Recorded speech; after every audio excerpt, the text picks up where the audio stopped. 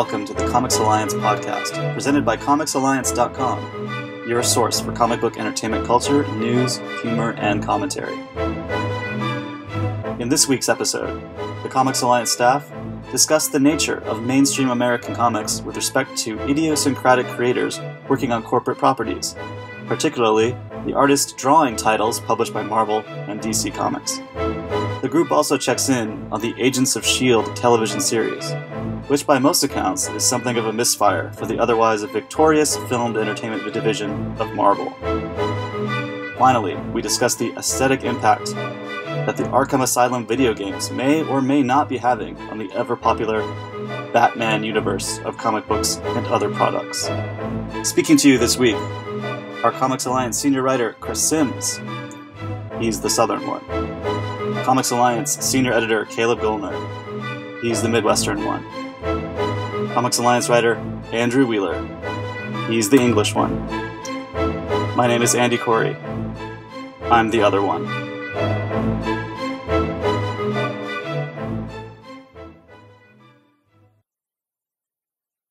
This week, Marvel released some variant covers for some of their comics that made me start thinking about the kinds of artists they're working with lately. Specifically, there was a Miles Morales Ultimate Spider-Man #1 cover by Fiona Staples from Saga, but also many, many other cover illustrations before that. There's James Stokoe, who we know from Godzilla, Half Century War, and Orc Stain, and Wonton Soup, doing covers for their What If Age of Ultron series, which itself has some pretty interesting contributors, including Ming Doyle and Ramon Villalobos, Peter Kowalski. And I started thinking about the kinds of people Marvel is hiring to draw and covers and interiors these days. It's becoming impossible to describe Marvel house style, I think. And I just want to know what you guys think about what Marvel looks like these days. You don't see a whole lot of people break in at DC, you know? Like, you don't see a whole lot of talent going from indie books directly to the DC universe. They either go to, Vertigo. Like, Vertigo always is bringing new talent, either from outside comics, like Caitlin Kittredge with Coffin Hill, or that's where, Jason Aaron got a start. And then eventually they move to the DC universe. Marvel, on the other hand, will just go straight to indie comics and be like, hey, here's a book, which I think is awesome. I don't know why that is, though. I think it's just their tastes. I mean, I'd like to think so. It's weird to think about Marvel being the big risk taker with the art, because it was a company that was historically was founded around a house style. Like in the 60s, it was all Kirby, and then it was guys like Buscema and Don Heck, who were very much in that Kirby school. And then in the, moving on to the 70s and 80s, you got guys like John Byrne, who were very influential, and Art Adams, obviously, who was a huge influence. But now all those books look, and I guess the obvious one is the 90s, the Image Founders kind of house style, the Jim Lee, Rob Liefeld jams. But now, those books, no two Marvel books really look alike unless they're designed to, which I think is cool. None of the ones I read, anyway. There's the Long Shot book by Christopher Hastings, Dr. McNinja, Bram Ravel's Marvel Knights X-Men, Bram Ravel from Oni's Gorillas, Marvel Knights Hulk by Joe Keating and Peter Kowalski. I'm sure I'm forgetting some other people like that, but I think it speaks to, I hope it speaks to Marvel thinking that a kind of variety of talent enhances its line overall. And I think we see this kind, and bringing in new voices, very dramatically. Archie did this with bringing in Lena Dunham from television, not just from television, but from really cool, hip television to work on an Archie comic. If there is ever a publisher with a house style, it's Archie. And they're really going outside the box there with, and I think that's due to hiring Roberto Aguirre-Sacasa. Is that how I pronounce it? Close enough. Close enough. Apologies, Roberto. And also, we see some of this with DC's West Coast operations, DC Digital. From younger, newer people to established people we don't see often, like Steve Rude. I just wonder if we're seeing sort of a stealth kind of. Well, I don't want to say renaissance because that's certainly overstating it, but it just seems like comics are looking really good right now. American comics. What do you think, Andrew? I think. Oh, first of all, should say Christopher Hastings, the artist on his long shot book, was called Jacopo Camagni. So that was a fabulous sort of stylish take. Enjoyed that book art style very much. And yeah, I think Marvel sees mileage right now in having that sort of artistic diversity, and DC does not see that mileage. So DC has narrowed down its house style, and Marvel has said, you know what, comics should look like what the artist wants to draw and should echo the voice of the creator. And we're seeing that in what they're writing, in what the writers at Marvel are writing. We're seeing in what the artists are drawing, that there is something very distinctive and branded about a lot of their books, especially the solo titles, which Marvel never really, it's been a long time since Marvel has had like a big raft of solo books. They have way more team books than DC. And suddenly we're seeing the solo books used as a device to deliver creator voices on Marvel books and create books that I think maybe are meant to have a sort of an enduring appeal. I don't know what the trade policy is going to be for these books, but the fact that they are distinctive should mean that they can endure on bookshelves. Iron Fist by Cary Andrews, is that how you pronounce his name? I think so. Phil Noto drawing, Black Widow. I'm just sort of going down the list now of new books coming out soon, and I just keep saying to myself, "Oh, I like that artist. Oh, I like that artist." Tradmore on Ghost Rider. Mm-hmm. I'm stoked for that. Adrian Alfona on Ms. Marvel. G. Willow Wilson on Ms. Marvel. These are all creators who you think, oh, I know what their style is, and they are. I think they're maybe they're modifying their styles slightly just for the genre, but for the genre, not for the publisher. And I think that's very interesting to see. Deadpool is written by actual comedians from the world of professional comedy. That's interesting. Like Scott Lobdell, you mean? No, I meant Brian. That's very good. Talking about professional comics writer Scott Lobdell. That guy. He was a stand-up. He was great, I'm sure. Was he? He was. Was he a stand-up or was he great? Because I know he was a stand-up. He was a stand-up. I mean, we know he stood up. We know that. Declan Shalvey and Warren Ellis on Moon Knight. I mean, Warren Ellis is obviously a long-established comic book person, but he has a very distinctive style. Yeah, I don't think anyone expected to see Warren Ellis or Greg Rucka coming back to Marvel on big projects like this. Those are two very interesting returns to the fold. And that Moon Knight #1 is that comic is Warren Ellis all day long. Yeah, it is, and I mean that in a good way because I'm a fan of stuff like Fell and Desolation Jones. But that book is so Warren Ellis, you would never mistake that for a non-Ellis comic. So you're getting, I think you're getting a lot of style, both artistically and story-wise. Which, by the way, Moon Knight, Declan Shalvey and Jordi Belair, that book is beautiful. That book is incredible. Mm-hmm. I think to the point of the art being good at Marvel and diverse, Jordi Belair, and other colorists that they're using, that's a huge part of it too. DC's house style is not just, with its pencils and inks. The coloring on those books is pretty bland. It's all very the sky is blue, the grass is green. There's hardly any lighting effects unless they make stuff just dark. Let's just make it darker, it's all kind of, most of it's very book coloring, and that's not a slam on whoever's coloring those books right now, because that's what they're being asked to do. That's what they're being hired to do. But on like Marvel books and books from other publishers right now, the ones that the art is really sexy on, a lot of it has to do with the coloring. I mean, like it's a concerted effort from the whole team to just like go nuts, just make it look cool, you know, just make it fit the story. And so, like to that point, like the art at Marvel, like the coloring at Marvel right now is bananas.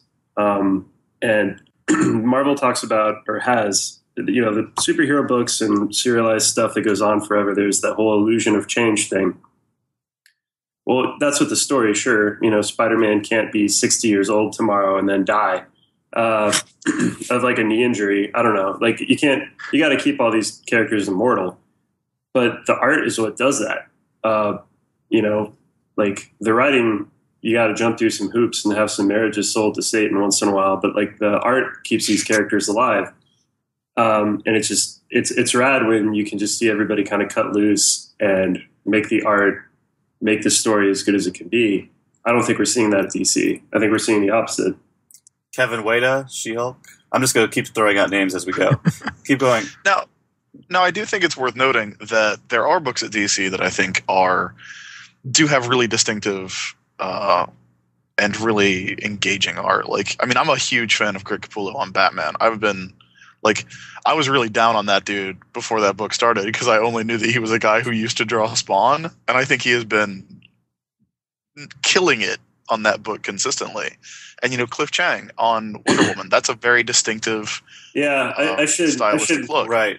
And Francis Manapul taking over on Detective, I think. Yes, that's right. Yeah. There are auteurs at DC who have, you know, proven sales and proven creative results that DC has been wise to keep on, certainly. But I do think. Sorry, go ahead, Chris. That Sims and you know, Jay Lee is another one who's very distinctive, but also ends up looking very dark, like Caleb said.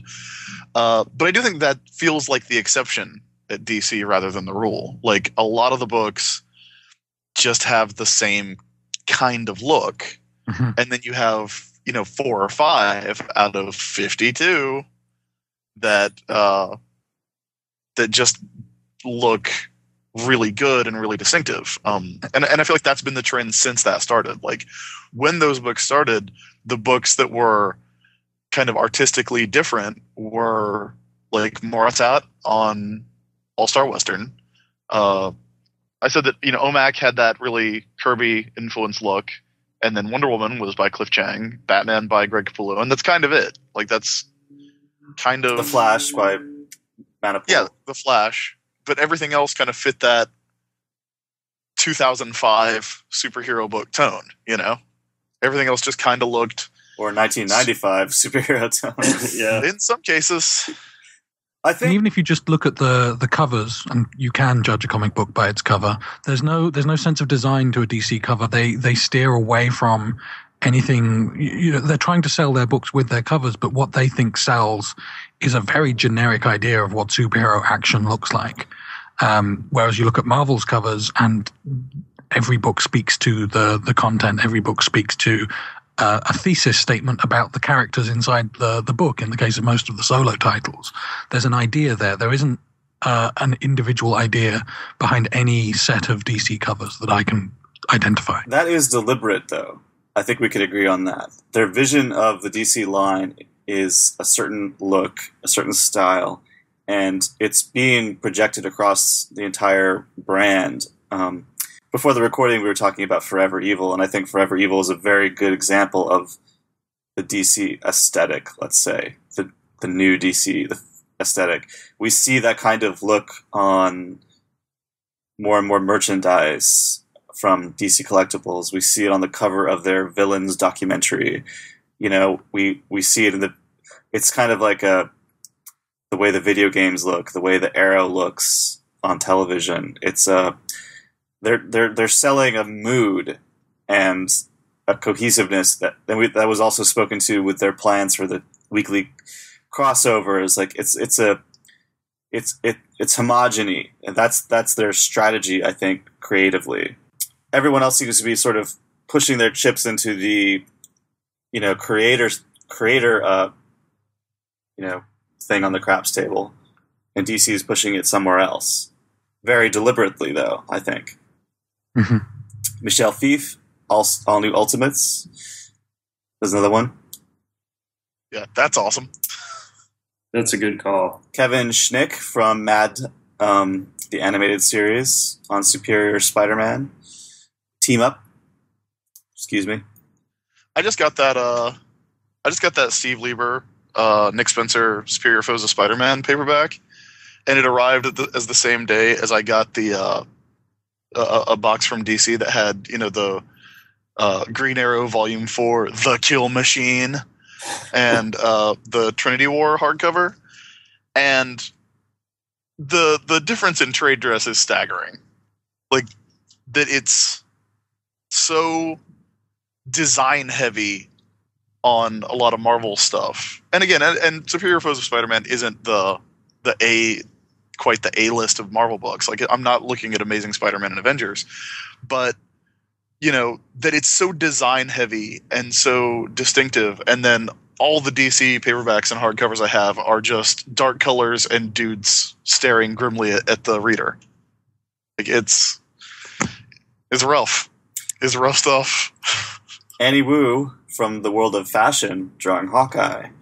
That's very interesting too. It should be pointed out though that I think to what Andrew was saying about franchise books versus solo books. Look at the Avengers books and the X-Men books, and I think you see more of a house style unto themselves. Like, people who've drawn Avengers since it relaunched with Jonathan Hickman writing include Jerome Pena, Mike Deodato, pretty much straightforward. Not to say untalented by any means, certainly not. But more traditional looking superhero artists. I would agree. Yeah, I think the Avengers book. I think that's certainly the case, that they are the closest aesthetically to what DC is doing, just with a slightly lighter palette choice. The X-Men books, I think, are more stylistically interesting. You've got Stuart Immonen, you've got Chris Bachalo, you've got Ed McGuinness doing tremendous work on Amazing X-Men. Unexpected, really, to me. And Olivier Coipel for a while on the X-Men book. These are very dependable artists. Not all of them dependable from a Deadline point of view, but dependably great page designers, layout artists, people who know how to tell a story and do it in their own style. If there is a commonality, it's that there's sort of a slightly softer, more cartoonish edge to them than the people who are doing Avengers, which makes sense in terms of the tenor of the books, I think.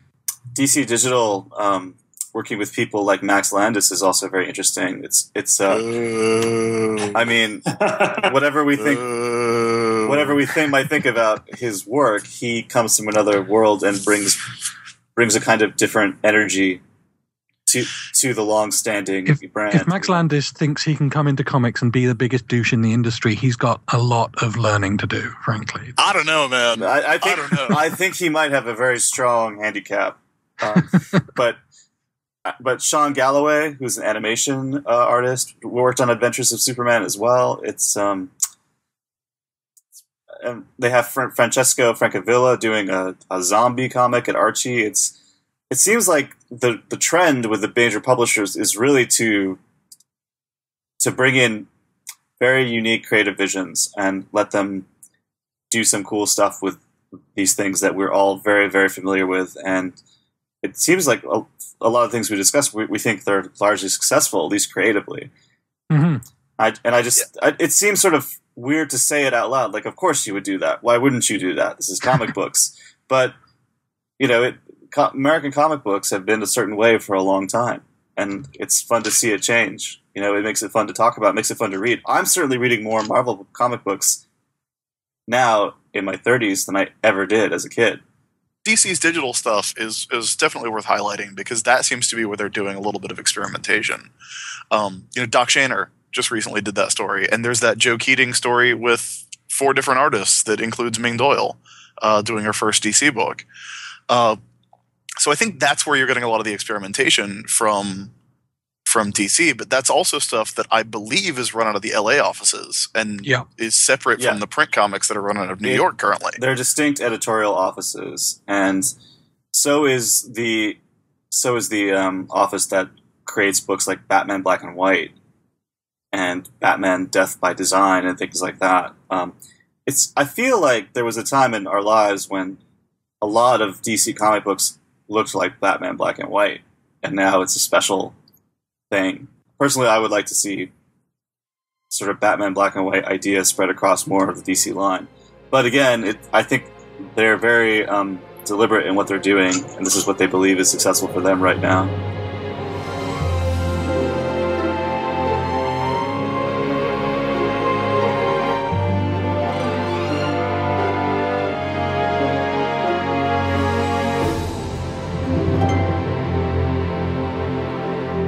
This week, ABC tried to get a lot of people to watch Marvel's Agents of S.H.I.E.L.D., calling it an event.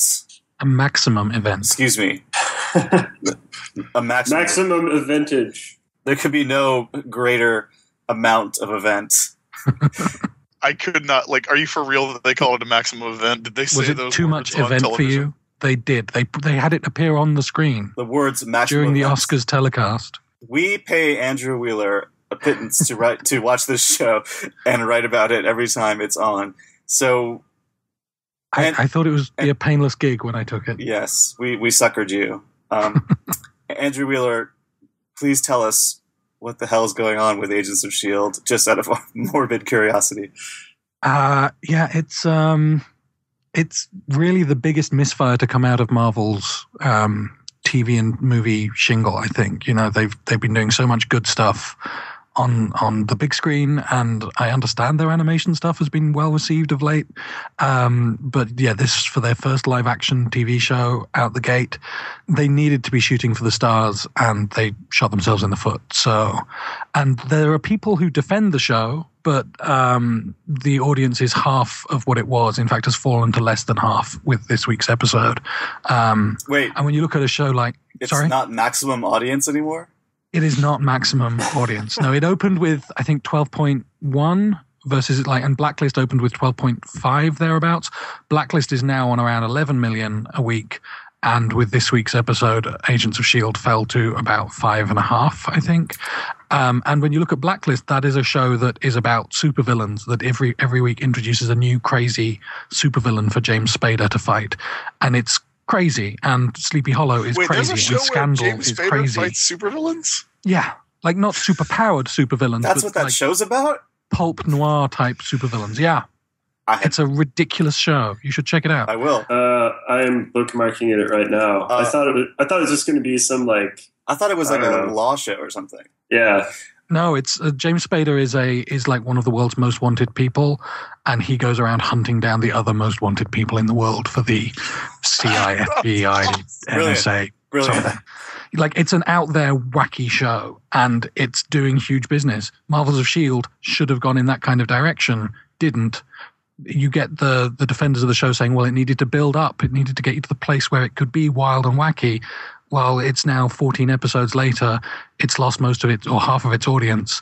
It is not wild. It is not wacky. They finally introduced an alien, which is a thing that we know is in the Marvel Cinematic Universe because it's already been established. So, in fact, it's been in previous episodes of this show. So it's not like a jaw-dropping moment to see a dead alien. We've already seen alien technology, and the first episode is about reacting to the aliens that took over New York in the movie Avengers. Rewind a little bit. There's a dead alien body. Is this the big maximum event? I think that was the big maximum event. It's supposed to be Oscars. The ad that ran during the Oscars telecast said a maximum event, 3-episode event, I think, called Agents of S.H.I.E.L.D. Uprising. I don't remember seeing any of that billing on the actual episode itself, but I may have missed it. Or maybe it's the event starts next week with the Sif episode, but they certainly billed it as in the ads. They billed it as this. Well, the Marvel's superhero films are the most popular movies we make. Avengers, I think, is literally the most popular movie we have made as a nation. So how do you count for the lack of maximum impact of S.H.I.E.L.D.? I think they were unambitious in creating. They were unambitious in tapping into the world, because there's a lot you can play with in the Marvel Universe, and I'm sure there's a lot they weren't allowed to play with. But you can go for some deep cuts and get the nerds on your side. There are plenty of obscure characters that they could have delved into, and when they do use characters like Graviton or Blizzard, they don't use them well. They squander them. They have an episode that sets up their origin, and then the last thing you see at the end of the episode is this person has superpowers now, and then we haven't seen either of those characters since. The kid that plays Blizzard has now been picked up as a lead actor on another show, so we probably never will see him. The cast is milquetoast, is dull. Agent Coulson, who is supposed to be the anchor of the show, turns out he's not a leading man. He's a straight guy that you bounce off with a character like Robert Downey Jr.'s Tony Stark, and that makes him exciting. Or you have him opposite Chris Hemsworth as Thor, and that makes him interesting. You can't have him carry a show. He's not witty enough, and he's not charismatic enough. And after 14, 15 episodes, they just haven't built or tapped into the world anything like the audience that wanted to watch this show wanted them to do. And I think that includes the millions of people that watched the Avengers movie. And Jim Steranko. Jim Steranko. Who writes reviews for The Hollywood Reporter and just tears it apart. You're quite charitable by comparison. The entire reason that I've never watched Agents of S.H.I.E.L.D. was because, look, they did a movie that everyone in the world saw. Like, it made ridiculous amounts of money. It's the most popular thing that was in theaters in years. And that movie had fucking Thunder God, the Hulk, it had Skrulls, the Cosmic Cube, Thanos shows up at the end of it. And they're like, oh yeah, we're just going to do like a show about some peoples. And I'm like my whole thing when that show started was like, yeah, let me know when Power Man and Iron Fist show up. Yeah. And now that we're going to get Power Man and Iron Fist on Netflix, there is no reason for me to hold out hope for Agents of S.H.I.E.L.D. I mean, a Marvel super spy show should be... why isn't it like Nick Fury, Agents of S.H.I.E.L.D.? Which they... Yeah. Oh, I can tell you why it's not Nick Fury, Agents of S.H.I.E.L.D. Well, it doesn't have to be literally Nick Fury. Nick Fury, but why couldn't they get Clay Quartermain? Why couldn't they get Contessa Valentina Allegra de Fontaine? Why couldn't they get Jimmy Woo? Those are more interesting characters than the characters they put on the screen, and no one else is going to use those characters. The only character they have is Victoria Hand and Jasper Sitwell, who has been in a couple of the other productions, and they're not major characters in the story. So put Valentina on the screen, for God's sakes. Have a sexy, glamorous Italian spy as your lead character instead of Phil Coulson, who looks like an accounting middle manager.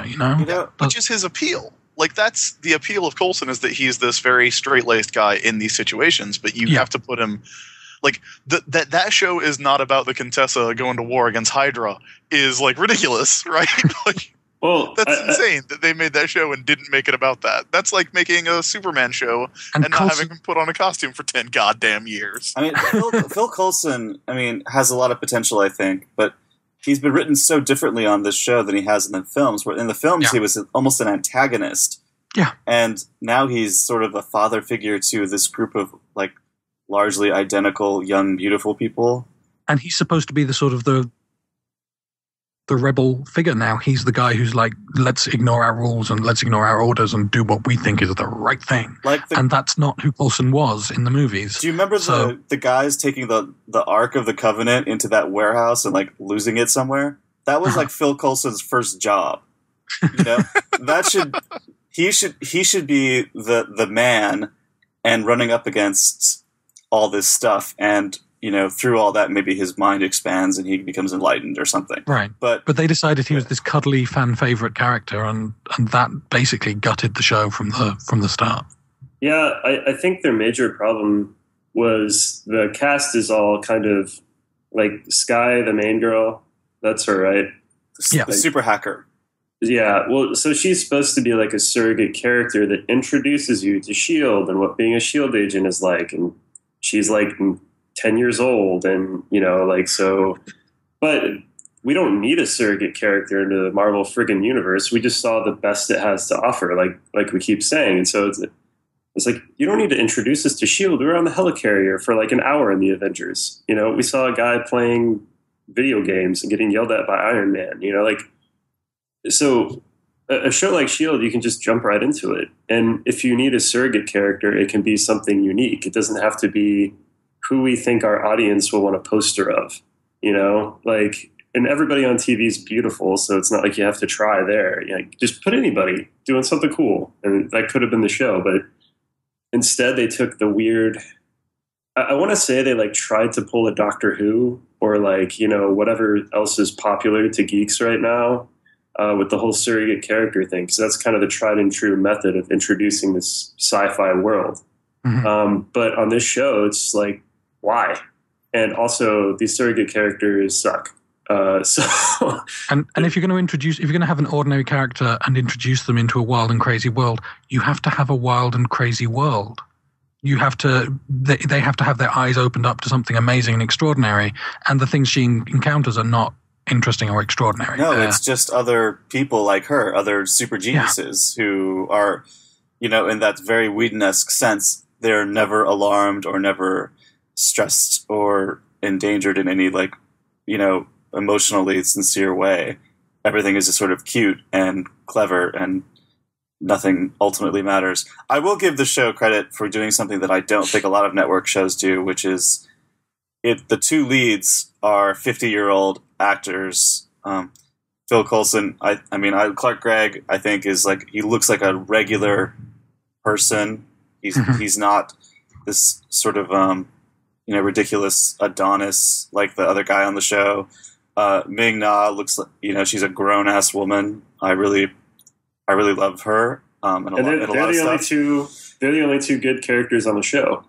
And the other, I cannot tell any of the other ones apart. Even the men from the women, I just don't know who's saying what or who they are or anything. And this is very typical of network shows. And I do wonder how much the fact that Agents of S.H.I.E.L.D. is a network show on a major American television network impacts the dimensions that we're discussing here. It'll be very interesting to see how the Netflix environment works for those shows, because they are going to be produced by the same people in terms of Marvel itself. You know, I imagine working at ABC has its own. There's a lot of cooks in the kitchen somewhere at ABC, but the same Marvel people will be involved in the Netflix shows, and also, you know, the people they've hired to create those shows. So it'll be very interesting to see how that turns out. I just don't think we need viewpoint characters to introduce us to a universe that we've seen 6 fucking movies about, guys. Nope. Like, it's pointless. We need that as little as we need a Batman show that is not about Batman. Let's not get into that this week. Yeah. We'll talk about this some other time. And this week's episode does have Sif in it, so an actual character from the movies, which is more than I actually would have ever asked for. People always say, well, you can't expect Iron Man to be in every episode. Never wanted Iron Man to be in every episode. Never thought we would even get Sif in one episode. So I'm glad they're doing this now. This isn't the thing I've been waiting for this whole time. The thing I've been waiting for is a better show. But I'll take Lady Sif for an episode. That's cool.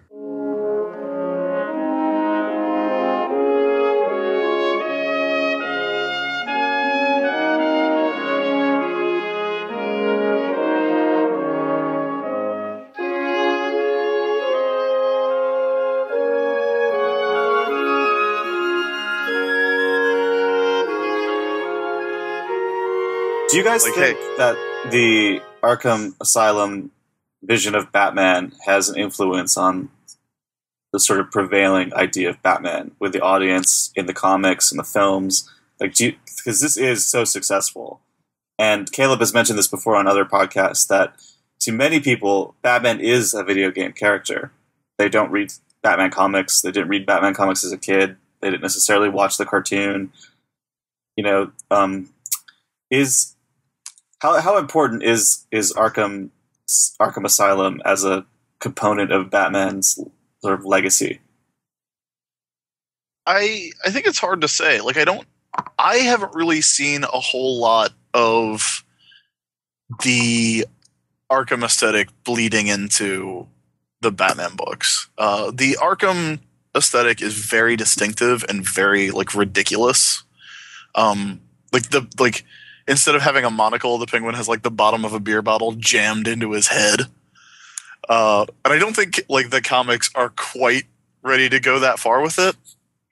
I think the Arkham games are more symptomatic of the prevailing design sense that's gone on in the Batman books for the past 14, 15 years. You know, and even going back to like 97, 96, whenever the new costume came out that did away with all the colors.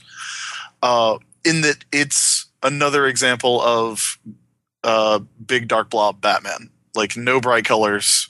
You know, maybe you get the utility belt and it's yellow, but nothing else. It's armor instead of a costume. But that's all stuff that's been trending in the comics. You know, that's that crazy Jim Lee design aesthetic that puts seams and Batman-shaped knee pads on the Batman suit, which I hate. But in the video game, I think you can excuse it because they have a sense of design where he's meant to look like a mixed martial arts fighter wearing a bulletproof vest, you know? Mm-hmm. Like that fits the aesthetic of that game because they're designing him to use like crazy fighting moves and get shot. And it's he's got a modular kind of costume because that's how the game works. That's how, video games, you progress, you get better stuff, all that kind of jazz. It makes a lot more sense in the visual language of video games than it does in the visual language of comics when you have a similar suit, which, I mean, honestly, the Arkham style Batsuit is not too terribly different from the comic book Batsuit at this point, you know? When I look at it, because I haven't played any of these games, but when I look at the videos and I look at the promotional images, I see like hyper detailed, very like overwrought sense that they're trying to like project, and I feel like that has something in common with the kind of with comic books from DC lately. This sort of super shadowy, sinewy, muscular brutality. You know what I mean? Yeah, I mean, there's so much merchandise based off these games now. I think we will see its true effects in another 5 years, maybe less, when we get a new crop of artists who grew up playing these games. And maybe that's their biggest touchstone to Batman. I mean, like if they want to work with a publisher and draw a Batman comic that's not an Arkham tie-in, which they've done several of, they editorial and stuff will tell them this is what we want you to draw and this and that. But Batman in the Arkham games, he is the buffest Batman outside of like your occasional like Sam Keith Batman drawing. He's like Dark Knight Returns Batman. He's even bigger though. Like Dark Knight Returns Batman can fit into a rectangle like this. And that's why it's cool. He's got like his cowl is like, an army helmet and, stuff like that. But the Arkham Batman is like, holy smokes, this guy he's huge. And he even walks like he can't turn his neck, just his shoulders move. Like he's built like a pro wrestler. So we might see more of that. Like we might see Bruce Wayne getting gigantic in a couple years, just because that's what the artists are familiar with and like about the character and want to draw. So I ask because I think about, how the animated series had a strong impact on the way Batman was expressed for many years. There was a sort of elegance, even if people didn't draw in the sort of simplistic style, the sort of graphic elements of Batman were always there. And in the films too, I mean, I think the Tim Burton films, whatever you think about them, there's a sort of mystique and elegance to them, even in the Nolan films, which are more grounded in a sort of a realistic or cinematic reality, not real reality, I should say. But we have a Zack Snyder Batman movie coming up, and I wonder, if this seems, the way that he films men doing things with their bodies, and his graphics style is very similar. It's sort of overwrought, over designed, maximum aesthetic, Wheeler. Well, and to that point, in the Arkham games, when you fight, it does the slowdown, just like in a Zack Snyder movie, to emphasize like how hard Batman hits people, and like so you can really see all the stuff he's doing and how fast. It's got the slow-mo jams, just like 300, and so yeah, I mean, like Zack Snyder makes movies that look like video games, you know, and I don't think if these games are super successful and fun, if he can find a way to work that in, and I think he'll have to if he shows Batman fighting Superman, because Superman's so quick. The only way to make that look like anything other than him just picking up Batman and throwing him into the sun, which he could do, they've got to have like some contact points where like you see Superman punch Batman or Batman punch Superman or whatever, however they're going to do it. So yeah, I think the slowdown, the Snyder slow-mo is going to be a big chunk of this movie. I think the thing we need to mention in terms of the Arkham aesthetic that I was going to get to is Harley Quinn, who that design that she has currently is very clearly influenced by the Arkham games to a super negative degree. I agree. I think of all the New 52 redesigns, Harley got it the worst. And she fits that aesthetic with her New 52 costume that's somehow even worse than the Harley we got in those games. You mean the corset and the pigtails, sort of... yeah, and the pederast fantasy juggalo crossover. That's the one. Yeah. That's the one. But even the Joker that we have now, the face cut off and strapped into place with a leather belt Joker, like he feels like he fits that Arkham aesthetic more than the Joker they have in the Arkham games, who's just regular ass Joker. Like, purple suit, clown Joker. Although I do think it's important to point out that Arkham Asylum is a game that ends with the Joker turning into a monster so that you can punch him with your explosive hands, which is my favorite dumb thing that has happened in video games in years. But yeah, so maybe with the villains is where they're bringing it in, but Batman is fairly consistent across a lot of media. Like there's 2 or 3 different designs that tend to go into multiple forms. They tend to be tweaked a little bit depending on the medium. Like if you like the Arkham games and you go to a comic book store and you look at if you look at Batman Eternal, right? Like I've got a copy of Detective Comics 29 here, and it's got this ad for Batman Eternal.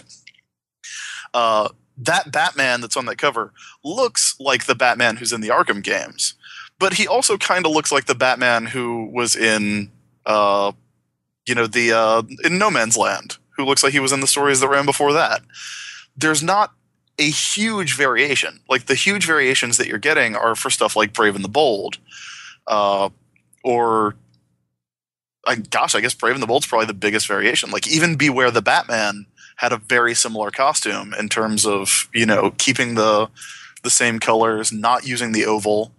I think that's silly because I think the Neil Adams, Jim Aparo, Jose Luis Garcia Lopez costume is the best possible Batman costume because it looks so much better on the page. The only argument people have against that costume is that it's not realistic, which nothing in those comics is realistic at all. Right. The Lazarus pit, Yeah, like if you're okay with the magic chemical pit that keeps a eco-terrorist alive for 400 years, you should be fine with Batman wearing a blue cape. That's all I'm saying. So yeah, I don't know if there's that much of an influence, or if it's just a trend in how the design has been going for the past 15 years. Like, I mean, I mentioned this when I was writing about Harley Quinn. Like, as bad and terrible as that design is, it does fit the New 52. Like, the Joker, like Harley Quinn is designed to stand next to the Joker who wears the purple suit, the Bruce Timm design with the color blocking. It's designed to go with that. When you have crazy face cut off Joker, like, yeah, Harley Quinn looks fine. Like, it fits. The Harley Quinn one shot with all the different artists doing one page each. Notably, the Bruce Timm page did not have the new Harley. It actually, I think she was naked except for her little jester hat. And I like to think that was some kind of protest. Yeah, it's kind of like how the Digital Adventures of Superman book, like when artists have a choice, they do not draw that Jim Lee costume. They draw the classic suit. And maybe that's because that's what they grew up with, but I would say it's because it's a suit that is a million times better. At least on the page. I think the Jim Lee designs look okay as toys. Which might be revealing. No, I whenever they make an action figure, I'm like, yeah, that's fine, but like that should be the alternative. That should be like the alternate special line where that's the aesthetic of the toys. In the comics, it's just like it looks like they drew the normal Superman and they're like, oh shit, and then they like drew some like knee pads on. Do you remember when you were a kid? It was so hard to find just like plain Batman, plain Superman, plain Wolverine without all the like jetpacks and costume variations like for toys, you know? Yeah. No, you had to go digging. Now it's the opposite. It's like you could get any kind of toy you want, but you can't just get a Batman comic drawn with a goddamn oval in the center of his chest. Yeah, I only had one Batman figure when I was a kid. Was it the Batman '89 with the retractable belt? No, well, I did have that one. I did have that one. That's like the best one. It's one of the best toys ever, surely. I had Combat Belt Batman from the original Batman the Animated Series line, because after you could like take off the belt was a plastic piece that you could take off, and you had like a standard Bruce Timm Batman. Mm-hmm. I had that. So that was the only one I bought. Like, it's like, why am I going to buy like Arctic camo Batman? He doesn't wear that. That's not what Batman looks like. Because that's the only way he can fight Mr. Freeze and his 300 clear cubes that only people who film toy commercials could ever find. Wow. There was some palpable bitterness in that remark.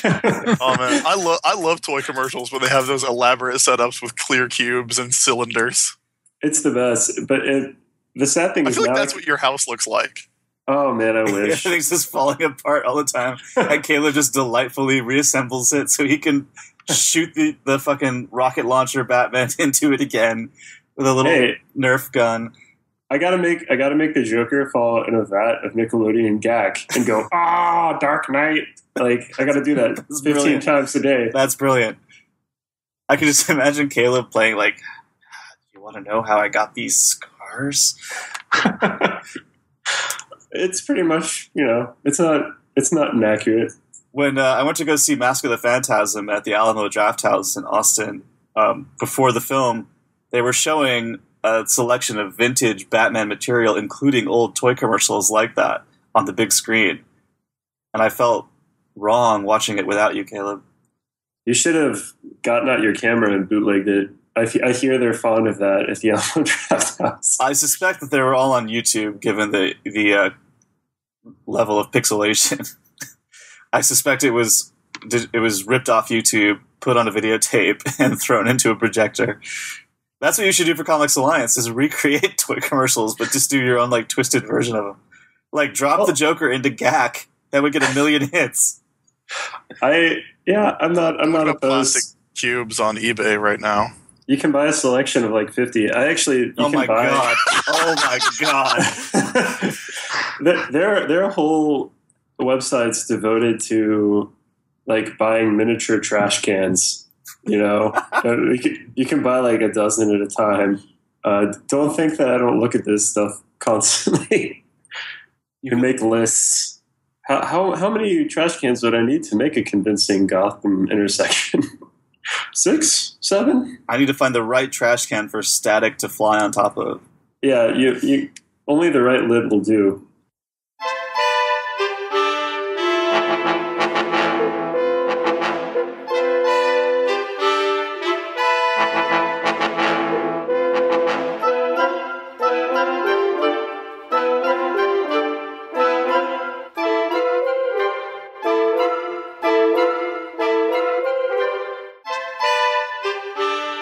Caleb Goldner, tell the listeners where they can find your fine comic book projects. You can find my comics at taskforceradsquad.com and mermaidevolution.com. And I'm also on Twitter at Caleb Andrew. Chris Sims, where can listeners find your fine products? Subatomic Party Girls and Downset Fight, which I co-write with Chad Bowers, are available on ComicsAlliance, and Downset Fight is in stores now. It is On paper? It is on paper. Good heavens. It's a Dead Tree edition. And it is the book that IGN called one of the best comics in recent memory. Other than that, you can find me on Twitter at the ISB, or you can find everything else at about.me/Chris Sims. Please, Andrew Wheeler, your turn. You can find my thrilling 1920 set action-adventure serial Valentin and the Widow at my website andrewwheeler.co.uk, and you can find me on Twitter at Wheeler. Thanks, everybody. I'm Andy Corey. I can be found on Twitter at Andy Corey. And, of course, every day, ComicsAlliance.com.